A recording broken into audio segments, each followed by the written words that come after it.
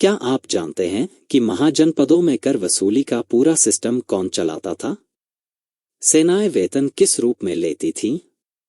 इन्हीं राजनैतिक और आर्थिक रहस्यों को समझने के लिए आज हम महाजनपद भाग 6 में प्रवेश कर रहे हैं, जहां गणराज्यों की बैठकें निर्णय लेती थीं, व्यापारी संघ व्यापार चलाते थे और लौहयस्क ने पूरी कृषि को बदल दिया था। आइए उन छिपी हुई व्यवस्थाओं को समझें जो इतिहास की किताबों में अक्सर एक पंक्ति में नजर आ जाती हैं। महाजनपद काल में कर वसूली की निगरानी किस अधिकारी द्वारा की जाती थी?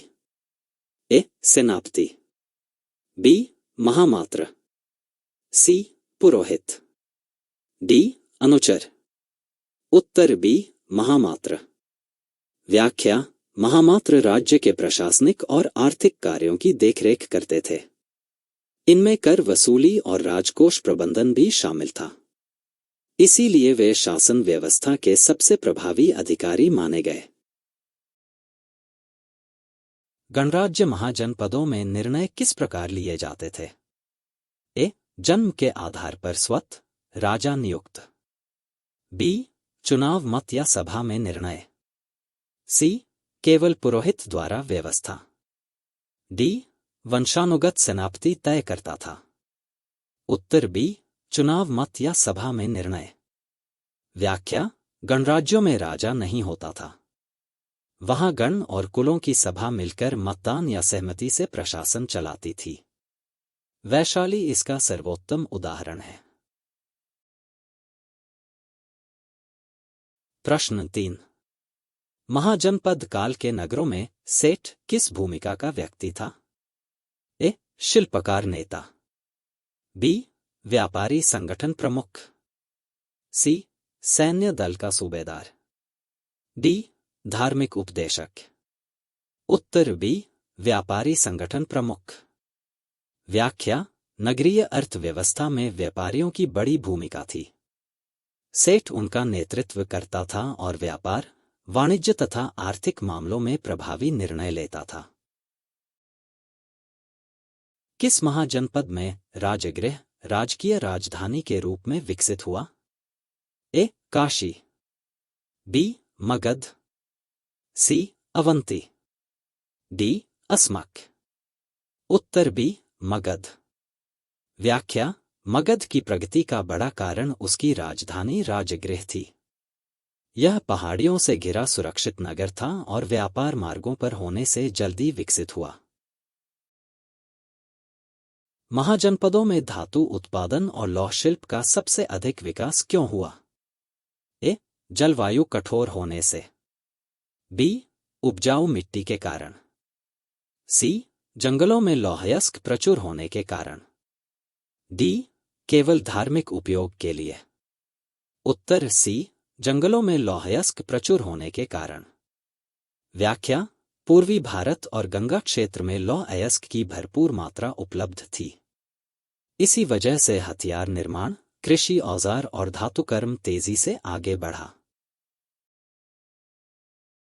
महाजनपदों में नगर शब्द का अर्थ किससे जुड़ा था? ए. सेनाओं का शिविर, बी. स्थायी बसावट और बाजार केंद्र, सी. धार्मिक आश्रम, डी. कृषि ग्राम। उत्तर बी. स्थायी बसावट और बाजार केंद्र। व्याख्या: स्थिर आबादी, किले, बाजार, शिल्प केंद्र और व्यापार मार्ग मिलकर एक विकसित नगर बनाते थे। इन्हीं नगरों से महाजनपदों की शक्ति चलती थी। महाजनपद काल में सैनिकों को वेतन किस रूप में दिया जाता था? ए. धान और धन सिक्कों दोनों में, बी. केवल भूमि देकर, सी. विदेशी मुद्रा में, डी. गृहकर माफी देकर। उत्तर ए. धान और धन सिक्कों दोनों में। व्याख्या: उस समय किसान अर्थव्यवस्था का केंद्र थे, इसलिए सैनिकों को धान या अनाज आधारित भुगतान आम था। साथ ही पंचचिह्नित मुद्रा के उपयोग से नकद भुगतान भी होने लगा। कौन सा महाजनपद व्यापार जलमार्गों पर नियंत्रण के कारण समृद्ध हुआ? ए. मत्स्य, बी.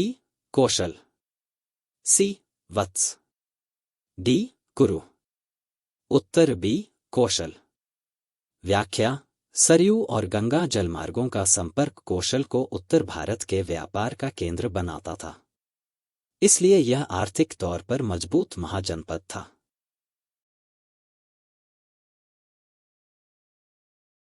महाजनपद काल में कृषि विस्तार का मुख्य कारण क्या था? ए. लोहे के हलों और औजारों का उपयोग। बी. पशुपालन पूरी तरह समाप्त होना। सी. जल स्रोतों का अभाव। डी. सभी राजा केवल कृषि करते थे। उत्तर ए. लोहे के हलों और औजारों का उपयोग। व्याख्या, लोहे के हल ने खेती गहरी और तेज बनाई। इससे पहले जंगलों को साफ करना कठिन था, लेकिन धातु औजारों से बड़े क्षेत्रों में तेजी से कृषि भूमि बनी। महाजनपद काल में कौन सा वर्ग उत्पादन और व्यापार के बीच संयोजक माना जाता था? ए. ऋषि वर्ग। बी. शिल्पकार वर्ग। सी. चरवाहा वर्ग। डी. संगीतकार वर्ग। उत्तर बी. शिल्पकार वर्ग। व्याख्या, किसान उत्पादन करते थे, लेकिन बाजार में चलने वाली वस्तुएं शिल्पकार रूपांतरित और निर्मित करते थे। मिट्टी, धातु, वस्त्र और औजार निर्माण उन्हीं पर आधारित था, इसलिए वे आर्थिक तंत्र की मध्य कड़ी थे। तो ये था महाजनपद भाग 6, जहां हमने कर प्रशासन, नगरों के विकास, लौह शिल्प, सेना के भुगतान और व्यापार नेटवर्क को साफ दृष्टि से समझा। इतिहास हमें बताता है कि मजबूत राज्य केवल युद्ध से नहीं बल्कि व्यवस्था से बनते हैं। अगर आपको यह समझ पसंद आई हो तो वीडियो को लाइक करें, शेयर करें और चैनल इतिहास और आज को सब्सक्राइब जरूर करें। Thank you. सड़क सुरक्षा, जीवन रक्षा। जय हिंद।